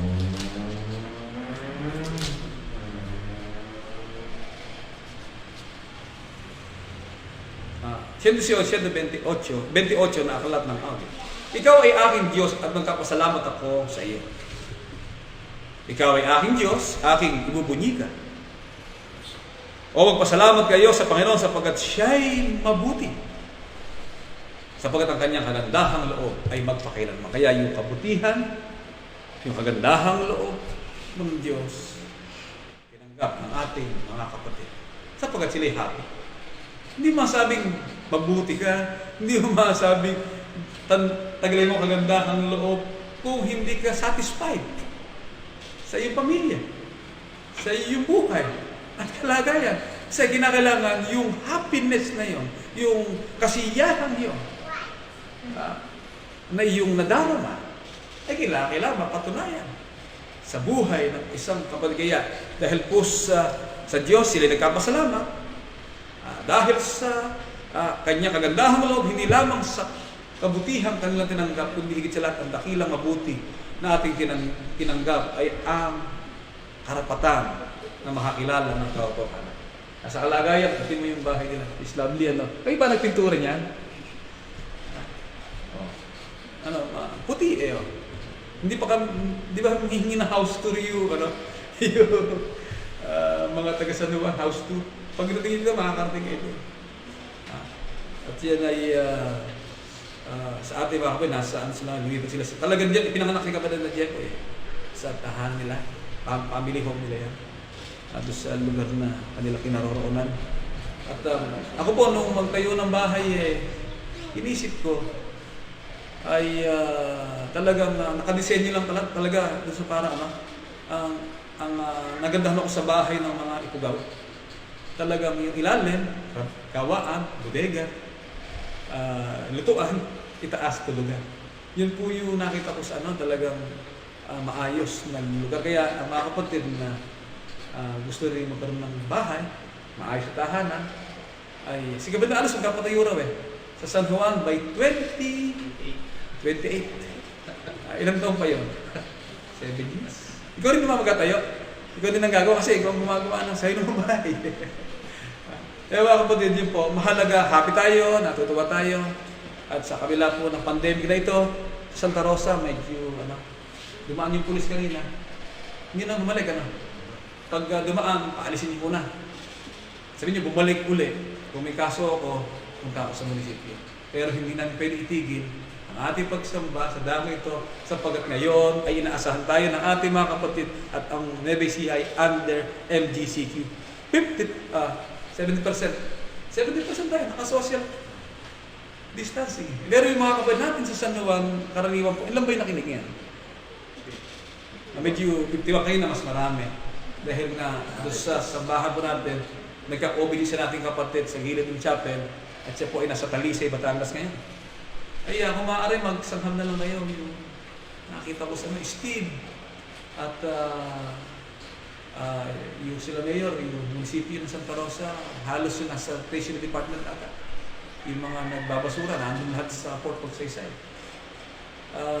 Basta mahalaga po doon, palakasin natin ang ating katawan at pagkay sinipon, inom agad ng gamot. Merong binigay si Kapatid Glenn na proseso, merong committee sa tahanan, i-isolate, then kainan din ng azithromycin, then palakasin ng katawan, mawawala rin po yan. Ngayon pa man, bagamat ito kinakatakutang sitwasyon, hindi po tayo matakot, mas ingat tayo. Social distancing, at yung mga tagapalengke,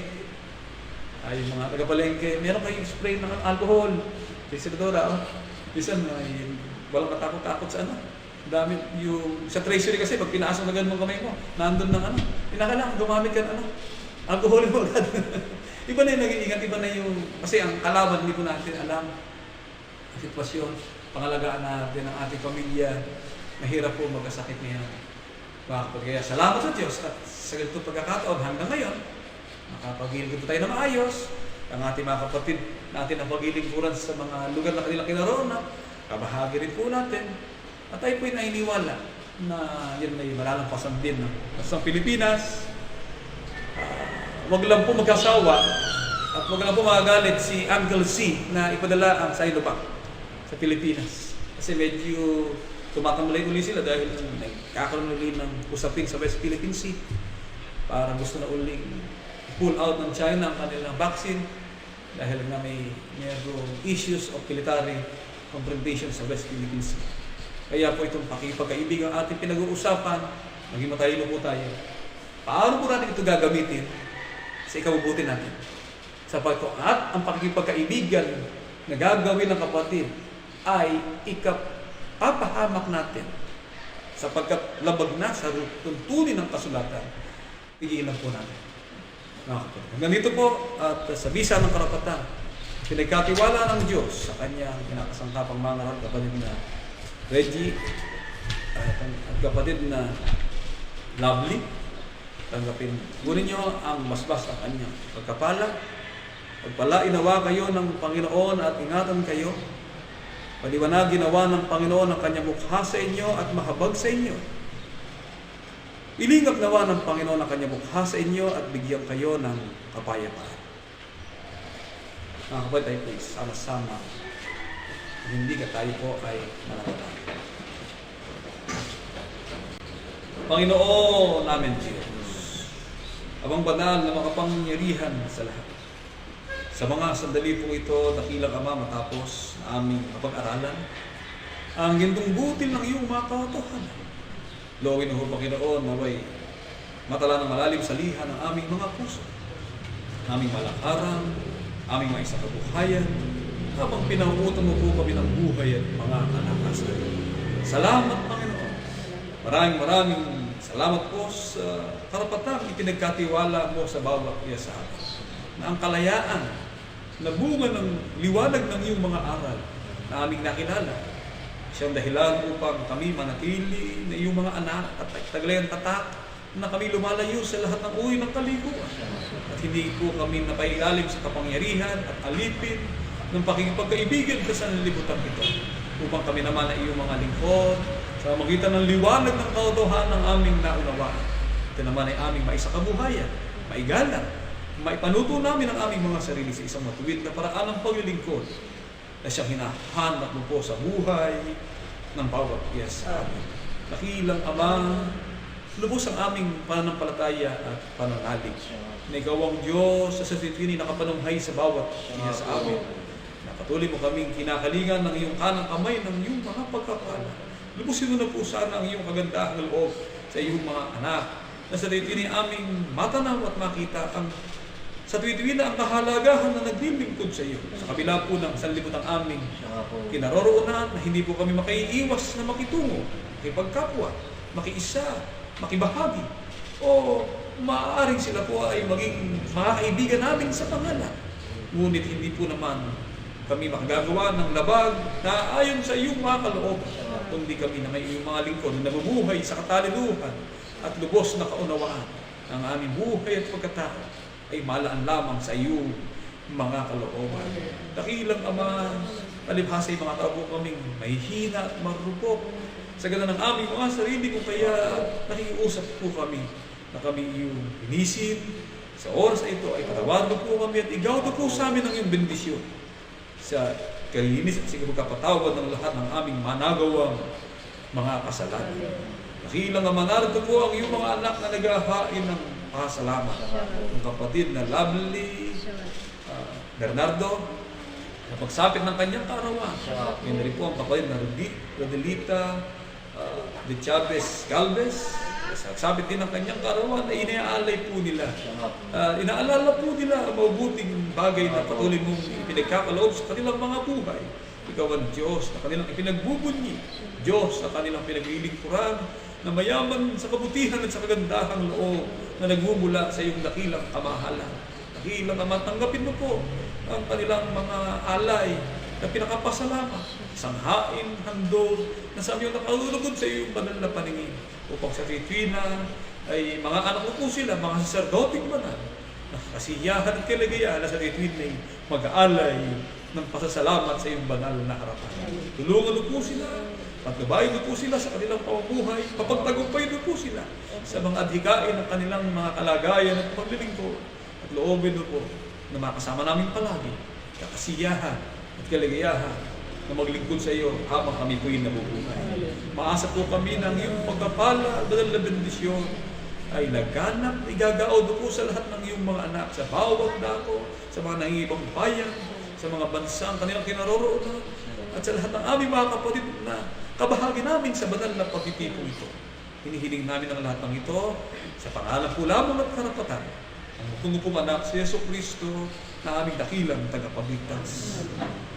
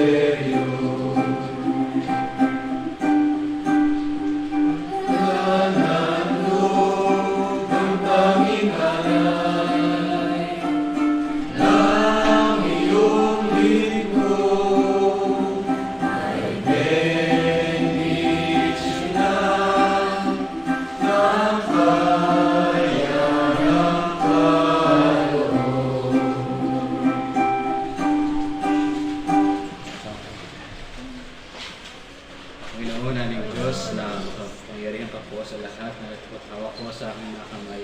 Ang naging bunga ng pag-ibig at pananampalataya ng bawat isa sa atin. Naway po sa ating magamit lamang po. Ang iyong dukhang pangasiwaan at lalong kahayag at kilalaganap ng iyong mga banal na mga katulad. Kung dito po sa silang ng langit. E di bang pupula yung mga lalaki at babaeng pupurit dadakila sa iyong kabanal-banalang Panginoon. Ang naming Diyos na mapangayata po sa lahat. Ubus po ang aming pagtitiwala ng salapin ito, gayon din ang mga nakayanang handog ng anak mo na salamat sa hapong ito.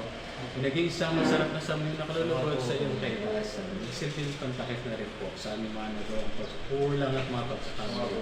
Ibang manahin naman po namin pinapangakong buhay na walang hanggan. Ang naming Diyos na magpapayata po sa lahat. Hindi po namin makalimutan bilang sa iyo kami yung mga anak na kinakasangkapan sa takilang gawin. Naway pagkakalooban niyo po sana kami, Panginoon, ang mga pagkakasangayan lamang po ng banal na kalooban upang ang mga bahagi po nito ay magamit sa pagtupad sa mga tungkulin niyata mo sa aming mga buhay. At kung ito ay aming hinihiling at pinasasalamatan sa tawing pangalan at karapatan ng aming mananakot na si Kristo Jesus. Doxologia, mga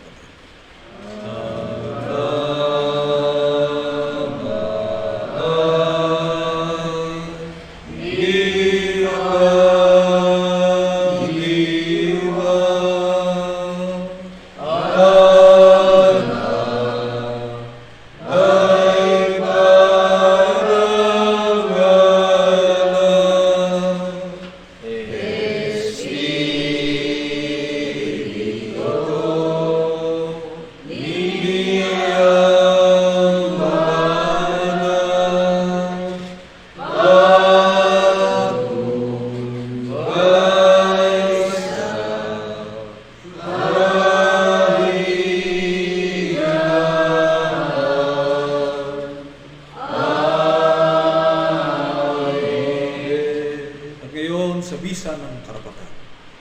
Ipinagkatiwala ng Diyos sa kanyang kinakasangkapang mga mangat, naway tanggapin natin ang walang hanggang pag-ibig ng samang sa mga langit, ang kanyang biyaya, pag-iligtas, kapayapaan, pag-ibig, at ang pakikilakip ng kanyang banal na Espiritu na maghari sa ating mga puso, wala ngayon at magpakailanman. Mga kapatid, nakalimutan ko pala na sabihin na yung nakaraang linggo. Meron po tayong kapatid na namatayan ako, yung kapatid na Manolo Gilalasan. Hindi ko nasabi para sa katapusan, tutulungan po natin. Umalis na ba yung mga pulis? Hindi naman ata nagtuloy yan.